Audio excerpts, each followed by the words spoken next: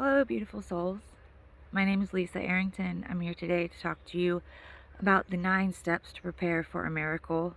This comes from my book, Rebirth, the Spiritual Evolution that Reunited Two Souls.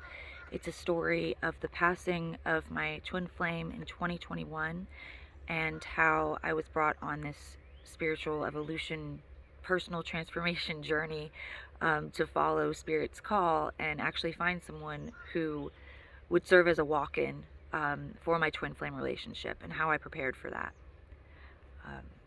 So there are essentially 9 steps. If you're in the situation, if you've lost someone, whether that's to death or just separation in your relationship, there are 9 things that you can do to prepare yourself for the next step of what the universe has in store for you and actually manifest if you want to be in that relationship or however the energy needs to play out for the situation. So the first sounds simple, but it's do the inner work, right? So none of these blessings and things that you're envisioning can happen until your energy, your vibration matches what it is that you want. So in order to do that, there's a lot of what people are calling shadow work involved. You need to dig deep and take note of life's lessons. Really think back to all the trials and tribulations in that relationship that maybe the universe was trying to say, hey, flag you down and get you to work on these things, right? So we're essentially healing and alchemizing. And I apologize, we are in the heart of nature, but very close to a road. So we are going to hear some background noise because that's just life. The second step here, now that we're looking at ourselves, taking inventory, we need to heal. We need to heal these things. There's many ways to do this. What worked for me personally is I found a very, very great resource for free on YouTube with twin flame meditations.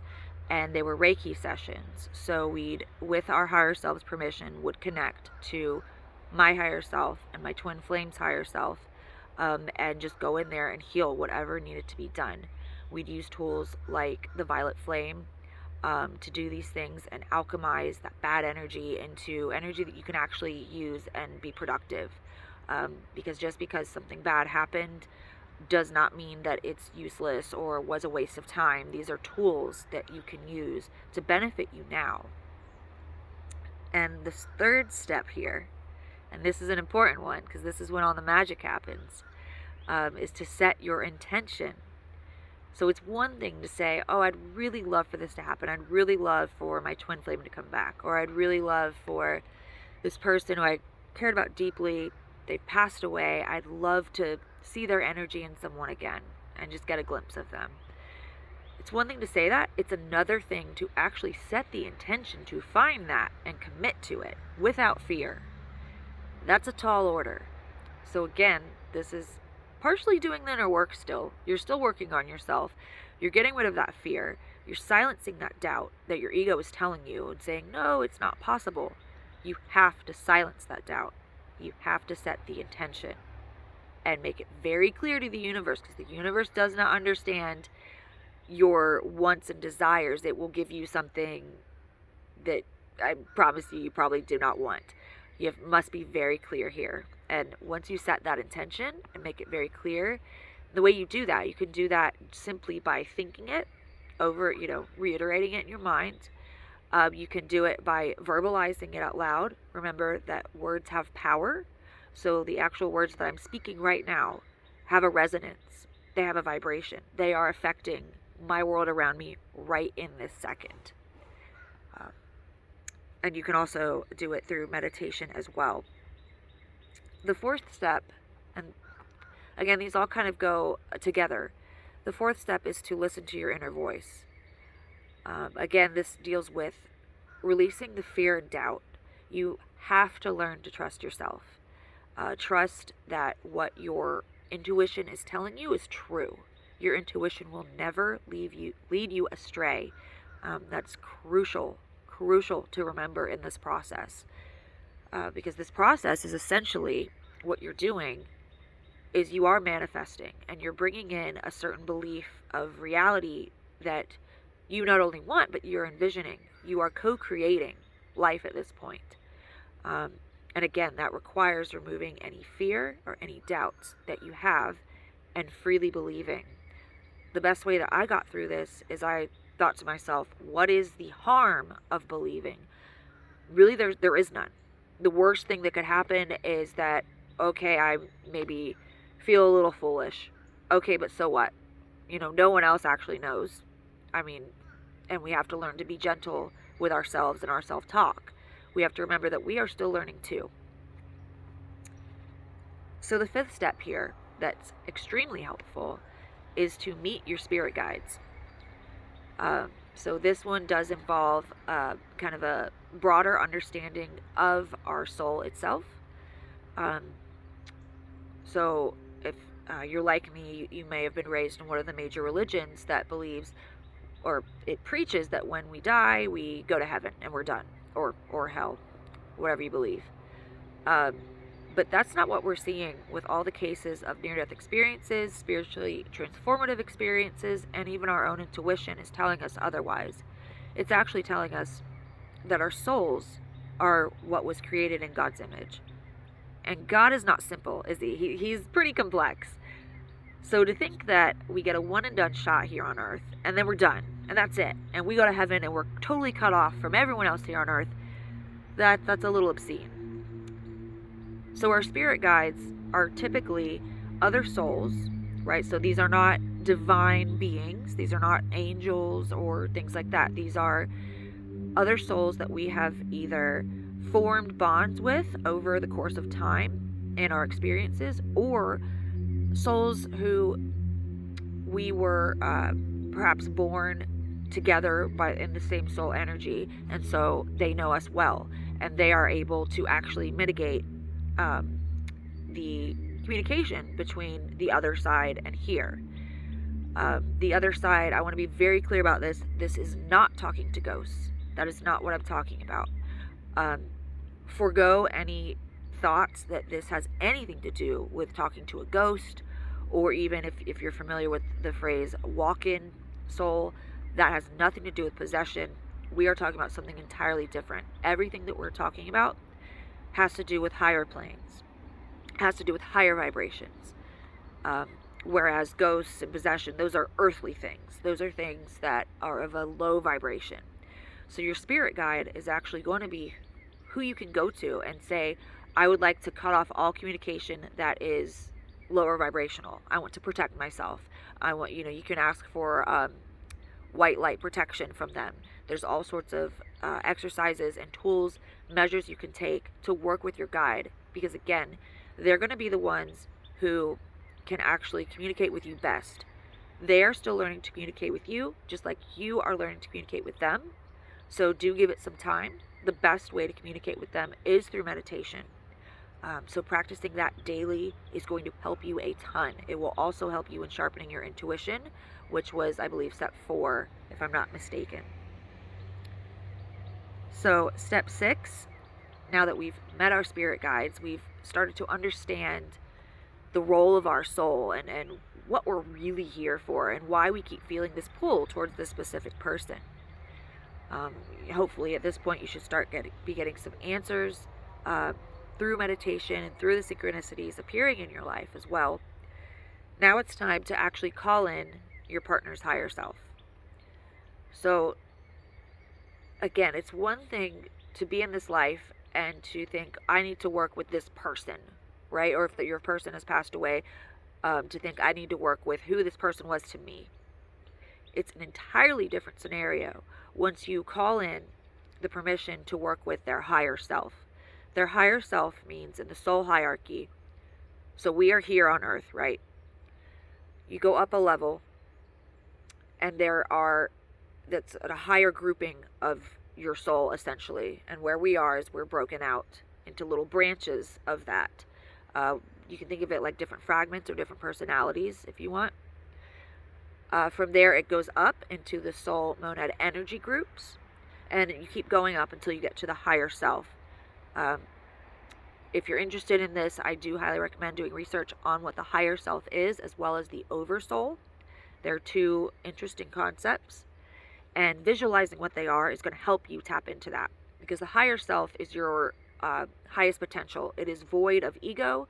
Um, it is closer to the understanding that love is not possessive.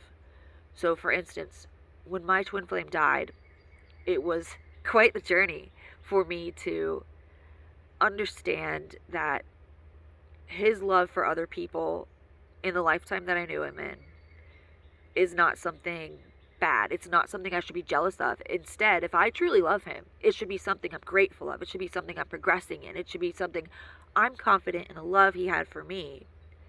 And I should run with that. And again, there are meditations you can do to work with your partner's higher self. This is, again, where all the movement and action is going to happen. If you try to work with themselves in this world, you're going to be bombarded by their ego. There's lots of restrictions. They're physically limited. So by working with their higher selves, you are unlimiting, unrestricting yourself in the abilities of what you're working with, essentially. So step number 7 here to the path to your miracle, your own personal miracle, is to be mindful of the world around you. Really observe. If your intuition is, let's say, I don't know, something as small as a dragonfly floats by you and catches your eye specifically, take the time to reflect on that. Don't just write it off. Don't let your ego or your doubts say, oh, it's just a bug, right? Because these things can have meaning. And our energetic selves, our higher self, will try to get through to us through these signs. So if you start to see that dragonfly, let's say you saw it once, and you're like, oh, okay, it's just a coincidence. Let's say you see it again. Let's say the next day. Let's say it's out of season for them to even be appearing. Look that up. Look up, the meaning of seeing that dragonfly. And while not everything is going to apply to you, being observant like that with these details is critically important, because chances are you're receiving a ton of synchronicities and a ton of little messages through things like this. And understanding their historical meaning and maybe what pertains to you, the message, is important, because that's how you're going to get information. Step number 8. Now this is a huge ask. Are you ready for this one? Fall in love with yourself. Okay? I'm going to repeat that. That needs repeating. I can feel it. Fall in love with yourself. Okay? This is not a love story about you and this one person. This is a love story between you and yourself, and then the world. And it sounds easier said than done, and it is. But early in my journey, one of the first messages that I got from my twin flames higher self was, if only you could see you the way that I see you. That's pretty powerful. So all of my quirks, even sitting here right now, I can see my reflection in the camera, and I'm sitting here like, oh, my hair, or I look a certain way, and little quirks that I don't like. These are the same little quirks that we miss when someone is gone, whether they've passed away or whether you're in separation in your relationship. You might miss the way their hair falls, the way they bat their eyes when they giggle. It's these small things that we miss about people. That's what we really account on when they've left our lives. So we ourselves individually need to see ourselves in that same light. Why aren't we looking at ourselves in the mirror? Why am I not looking at my reflection in this camera, in this video right now, thinking, oh yeah, I love that little thing about myself? It takes work. It takes a conscious effort. But again, it's one of those things where if you can just let go of all the little inner critic noises that you have, start to be gentle with yourself and your self-talk and say, okay, well, I'm a human. There's going to be things that maybe I don't like, but maybe other people like that. Just start simple. But it's very important that you have that self-love for yourself, because that just immediately catapults you on the scale of vibration and resonance. And for more information on that, I highly recommend looking up Dr. David Hawkins' The Map of Consciousness. And it's literally, it's a log, it's an energy scale. For instance, shame and guilt are at the bottom of the vibration scale. Um, whereas things like love are closer to the top, and the closer to the top you get, the closer you are to enlightenment. So understanding the different, uh, I guess, impacts that these mental states and emotional states have on yourself, including how you love yourself, understanding how those come into play matter, because the goal here is to increase your vibration, technically here, to align with what your higher self and your twin flames higher self is trying to give you, what the universe has to offer you. And number 9 here is to live each moment like you're already in union. I'll wait for the truck to pass there. Okay. So number 9 has to do with energy matching. Similar to what I just said, if you are living in the moment as if you already have what you desire, that's the language the universe speaks. When I said earlier that the universe doesn't truly understand desire, because our desire might be, I want to be with this person, but there's a but there, but I'm scared, but they're gone, but I don't know what they think, etc., etc. The universe hears all that. What it's understanding your energy of that thought, and your energy of that thought is actually super low, because what that thought is conveying is fear, doubt, perhaps guilt and shame. That should be a thing. Guilt and shame combined. Okay. But it's understanding that resonance. So if you want this miracle to come to you, you want this thing to manifest, you have to be putting off the energy of that already. And you can do that by yourself. You can. And once you show the universe that, that's where things like the law of attraction and the law of assumption are going to come into play. The law of attraction you might be familiar with. It's, you're going to attract whatever is similar. Whereas the law of assumption is that whatever we think is created into the world. Something cannot be in reality without first having been a thought. That's pretty powerful stuff. So basically, your mindset, your thoughts are dictating the co-creation of your life. It's huge. It's huge. So if you keep these 9 steps in your mind as you are working along the spiritual journey, and again, the book, if you're interested, it's about the journey that I took after my twin flame unexpectedly passed away in 2021. It is called Rebirth, the Spiritual Evolution that Reunited Two Souls. The section that we're referencing, just if you care, the 9 steps are right here.